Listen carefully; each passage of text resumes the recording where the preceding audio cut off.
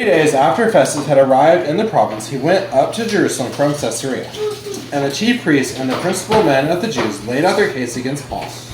And they urged him, asking as a favor against Paul that he summon him to Jerusalem, because they were planning an ambush to kill him on the way. Festus replied that Paul was being kept at Caesarea, and that he himself intended to go there shortly.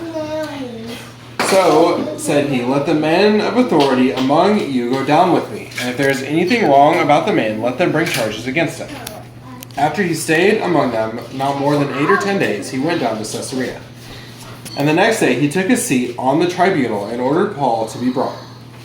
When he had arrived, the Jews who had come down from Jerusalem stood around him, bringing many and serious charges against him that they could not prove. Paul argued in his defense, neither against the law of the Jews, nor against the temple, nor against Caesar have I committed any offense.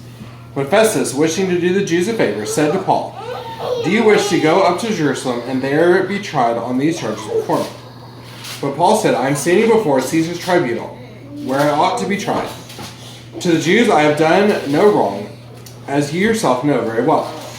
If then I am a wrongdoer, and have committed anything for which I deserve to die, I do not seek to escape death. But if there is nothing to their charges against me, no one can give me up to them. I appeal to Caesar. Then Festus, when he had conferred with his council, answered, to Caesar you have appealed, to Caesar you shall go. Now, when some days had passed, Agrippa the king and Bernice arrived at Caesarea and greeted Festus.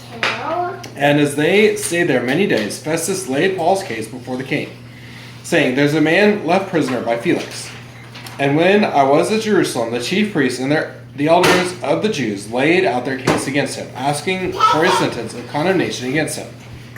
I answered them that it was not the custom of the Romans to give up anyone before the accused met the accusers face to face, and had opportunity to make his defense concerning the charge laid against him. So when they came together here, I made no delay, but on the next day took my seat on the tribunal and ordered the man to be brought. When the accusers stood up, they brought no charge in his case of such evils as I supposed. Rather, they had certain points of dispute with him about their own religion and about a certain Jesus who was dead, but whom Paul asserted to be alive. Being at a loss how to investigate these questions, I asked whether he wanted to go to Jerusalem and be tried there regarding them. But when Paul had appealed to be kept in custody for the decision of the emperor, I ordered him to be held until I could send him to Caesar. Then Agrippa said to Festus, I would like to hear the man myself. Tomorrow, said he, you will hear him. So on the next day, Agrippa and Bernice came with great pomp, and they entered the audience hall with the military tribunes and the prominent men of the city. Then, at the command of Festus, Paul was brought in, and Festus said, King Agrippa, and all who are present with us, you see this man about whom the whole Jewish people petitioned me, both in Jerusalem and here, shouting that he ought not to live any longer. But I found that he had done nothing deserving death, and as he himself appealed to the emperor, I decided to go ahead and send him. But I have nothing definite to write to my lord about him.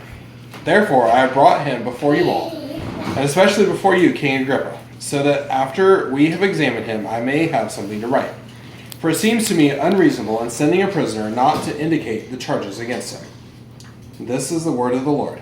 Thanks be to God.